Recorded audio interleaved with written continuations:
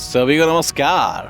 याद करने की कोशिश करो भाई साहब, आपने इनके लिए कितने स्पेशल ऑपरेशंस में हिस्सा लिया है, लेकिन ये फिर भी उतने नहीं होंगे जितने इन्होंने असली जिंदगी में किए हैं। जी हाँ, GSG-9 जर्मन फेडरल पुलिस की एक real life special forces unit है दोस्तों। इसे 1973 में बनाया गया था और तब से इसके सैनिक हर साल 50 से 60 मिशन पूरे करते हैं। ये लोग बातचीत में टाइम नहीं गवाते। टेररिस्ट को मारकर हॉस्टेजेस को छुड़ाना है, कोई बात नहीं, हो जाएगा। ग्लोबल स्पाइस को पकड़ना या ऑर्गेनाइज्ड क्राइम को खत्म करना है, आसान काम है। इस यूनिट में कई स्पेशलिस्ट हैं, जिनमें स्नाइपर्स, पैराट्रूपर्स और डाइवर्स शामिल हैं। साथ ही ये सिर से पांव तक पूरी तरह हथियारबंद हैं। ग्लोक नाइफ से लेकर आर्म ब्रस्ट ग्रेनेड लॉन्चर तक इन्हें सिर्फ एक ही इंसान ऑर्डर दे सकता है, जर्मनी के federal minister of the interior, और ये उन्हें दुनिया की किसी भी कोने में भेज सकते हैं।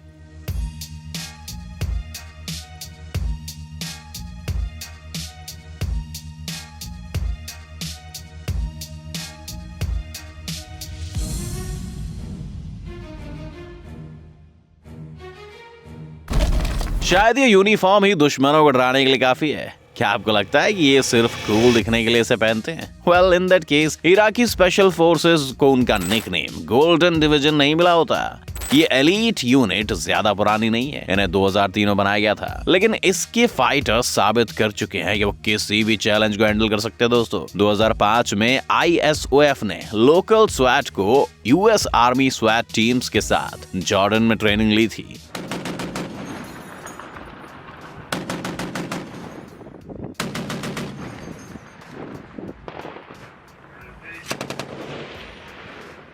इस अनुभव से उन्हें 1440 बेहतरीन सैनिक मिले जो हर लड़ाई के लिए तैयार हैं। कहा जाता है कि उनकी कॉम्बैट इफेक्टिवनेस US इन्फेंट्री जितनी ही काबिल है। 2016 में इस डिवीजन ने साबित कर दिया कि उनके स्किल्स को अंडर एस्टिमेट नहीं करना चाहिए। मोसुल की खतरनाक लड़ाई में इराकी स्पेशल ऑपरेशन फोर्सेस ने शहर को आतंकवादियों के कब्जे से आजाद किया, और वो भी हर कोने पर स्नाइपर या मशीन गन थामे हमलावर होने के बावजूद।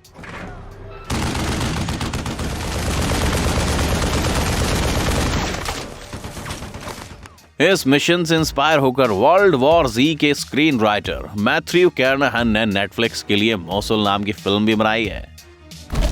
बल का प्रयोग कम करते हुए स्ट्रैटेजिक प्लानिंग और ऑपरेशंस के दौरान सरप्राइज फैक्टर्स का इस्तेमाल करना, ये वो सिद्धांत है जिन्हें डायरेक्टरेट A फॉलो करता है। इन्हें अल्फा ग्रुप के नाम से भी जाना जाता है दोस्तों। 1974 में बनाया गया रशिया के फेडरल सिक्योरिटी सर्विस का ये सब डिवीजन अपने देश की सीमाओं से दूर रहने के लिए जाना जाता है। अल्फा ने आज तक राष्ट्रीय स्तर के कई महत्वपूर्ण और कॉम्प्लेक्स ऑब्जेक्टिव सॉल्व किए हैं। इन लोगों ने अफगानिस्तान के अमीन्स प्लेस को आजाद किया, कई टॉप ऑफिशियल को बिजनेस ट्रिप्स पर सुरक्षा दी और कई बार आतंकवादियों के कब्जे से हॉस्टेजेस को रेस्क्यू भी किया है। वैसे उन्होंने एक ऑपरेशन एक भी गोली चलाए बिना पूरा किया है। 1981 में डायरेक्टरी के एक ऑफिसर ने स्कूल में छिपे हुए आतंकवादी को सरेंडर करने के लिए मना किया है और दूसरे को हैंड टू हैंड कॉम्बैट में हराकर गिरफ्तार कर लिया है। स्क्रीन पर आप यूनाइटेड स्टेट्स ऑफ अमेरिका के एयरफोर्स सोल्जर्स की थका देने वाली ट्रेनिंग एक्सरसाइज देख रहे हो। इसमें कोई आश्चर्य की बात नहीं है, क्योंकि ये सैनिक हवाओं पर राज करने वाले हैं। एयरफोर्स ऐसे कई और सैनिकों की कमांड संभालती है, जिनमें एयर और एंटी मिसाइल डिफेंस फोर्सेस और स्पेशल फोर्सेस शामिल हैं। इसका मतलब ये जमीन पर चलने वाले ऑपरेशंस पर भी नजर रखते हैं।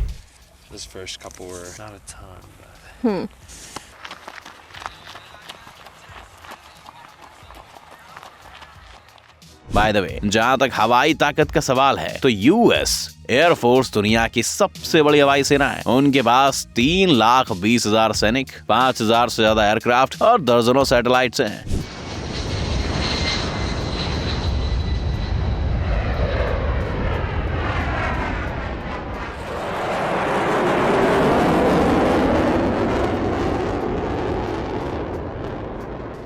वैसे इनकी ताकत सिर्फ नंबर्स ही नहीं है। आज यूनाइटेड स्टेट एयरफोर्स दुनिया की सबसे टेक्नोलॉजी एडवांस मिलिट्री सर्विस मानी जाती है, क्योंकि उनके पास रॉकवेल B-1V लैंसर बॉम्बर और नॉर्थरॉप B-2A स्पिरिट जैसे monsters, 5th generation Lockheed Martin F-22 fighter और सैकड़ों मॉडर्न ड्रोन्स हैं।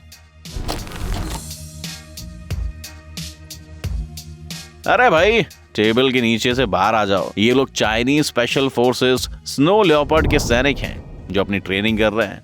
आतंकवादी और ऑर्गेनाइज्ड क्राइम से लड़ने के लिए सिर्फ 400 सैनिकों का ये यूनिट सारा दिन ट्रेनिंग में बिताता है, जिसमें फिजिकल ट्रेनिंग, टारगेट प्रैक्टिस और अलग अलग वाहन चलाना शामिल है। लंबे टाइम तक स्नो लेपर्ड्स के बारे में कोई नहीं जानता था।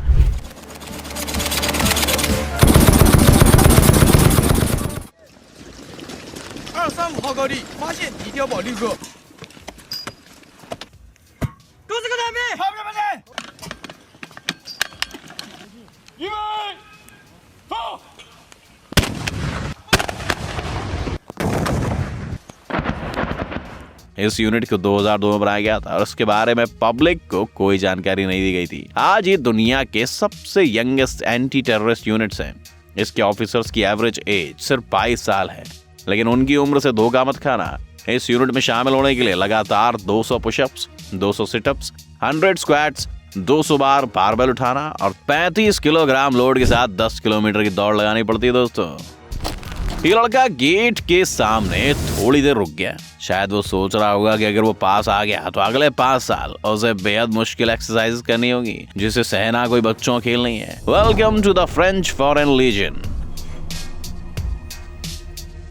इसे 9 मार्च 1831 में किंग लुई फिलिप द्वारा बनाया गया था। फ्रांस अल्जीरिया पर हमला करने की तैयारी कर रहा था और उसे ऐसे सैनिकों की जरूरत थी जो देश के बाहर लड़ सके। उस जमाने में भी लीजियन को उनकी बहादुरी के लिए जाना जाता था। 1863 में इसके 65 सैनिकों ने 10 घंटे तक 3000 मैक्सिकन सैनिकों का सामना किया। इस हैंड टू हैंड फाइटिंग में केवल 4 सैनिक जिंदा बच पाए थे। आज फ्रेंच फॉरेन लीजियन एक परमानेंट कॉम्बैट रेडी यूनिट है। लगभग 9000 मिलिट्री पर्सनल दुनिया को बचाने के लिए बेहद मुश्किल ऑपरेशंस और घने जंगलों जैसे खतरनाक जगहों पर स्पेशल मिशंस के लिए तैनात हैं।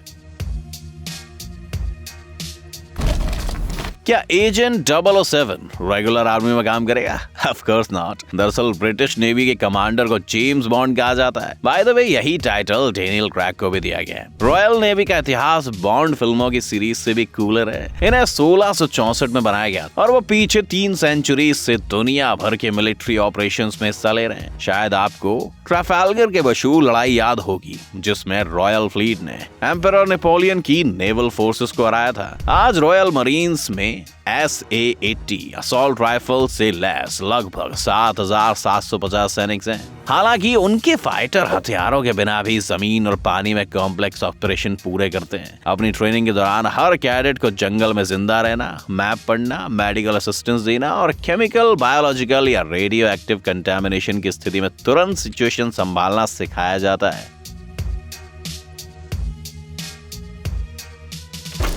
अगर आपने कभी किसी सील को चिल्लाते हुए नहीं सुना है तो एंजॉय कीजिए। Jokes aside,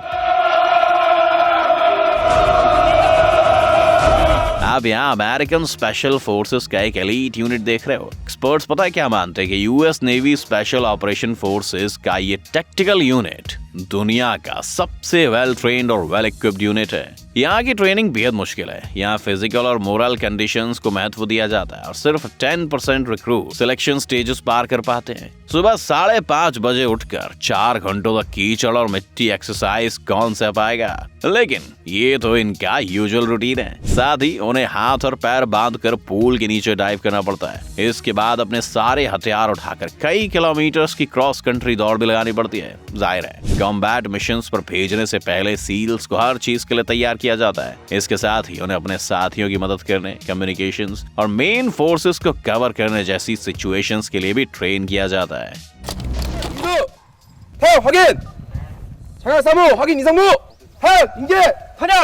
south Korean army दुनिया की सबसे बड़ी सेनाओं में से एक है दोस्तों, और उनका डिफेंस बजट भी उतना ही बड़ा है। जाहिर है, उनकी स्पेशल फोर्सेस यूनिट एडवांस्ड हथियारों से लैस है। आमतौर पर यहाँ 1 साल या 9 महीने की मिलिट्री सर्विस होती है, लेकिन स्पेशल फोर्सेस यूनिट को 4 साल तक सर्विस करनी पड़ती है। स्पेशल टास्क्स और नॉन स्टैंडर्ड एक्शन की तैयारी के लिए हर रिक्रूट को बेहद मुश्किल ट्रेनिंग से गुजरना पड़ता है। पहले महीने में ही उनकी पीठ पर 30 किलोग्राम का वजन उठाकर पहाड़ों के बीच 25 किलोमीटर रनिंग करनी पड़ती है। साथ ही उन्हें क्लाइंबिंग, स्कूबा डाइविंग, बर्फीले पानी में डाइविंग और इंटेरोगेशन को झेलना भी सिखाया जाता है। कहा जाता है कि इस स्टेज पर कई दुर्घटनाएं भी हो चुकी हैं। इन सब के बावजूद अगर आप मिलिट्री सर्विस को पूरा नहीं कर पाए तो ये शर्मनाक माना जाता है। टॉटनहैम हॉटस्पर के प्लेयर सॉन ह्यूइग-मिन जैसे एथलीट्स भी आर्मी में सर्व कर चुके हैं।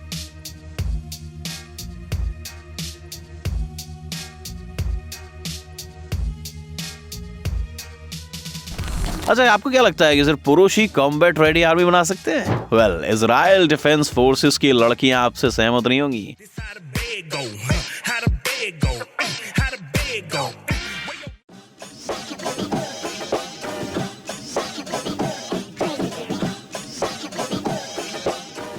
1959 में इस देश ने महिलाओं को सेना में आने की इजाजत दी और अब ये मिलिट्री ऑपरेशंस का भी हिस्सा बन सकती हैं। वैसे उन्होंने साबित कर दिया है कि वो पुरुषों से कम नहीं है।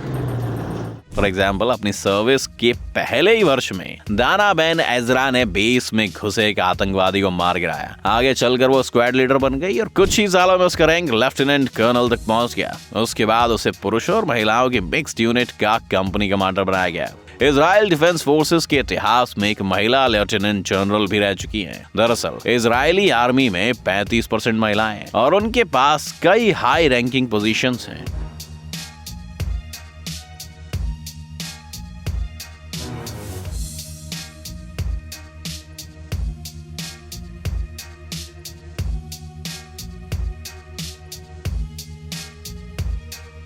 तो हो सकता है कि इन क्यूट वीडियोस का उद्देश्य दुश्मन को गुमराह करना हो।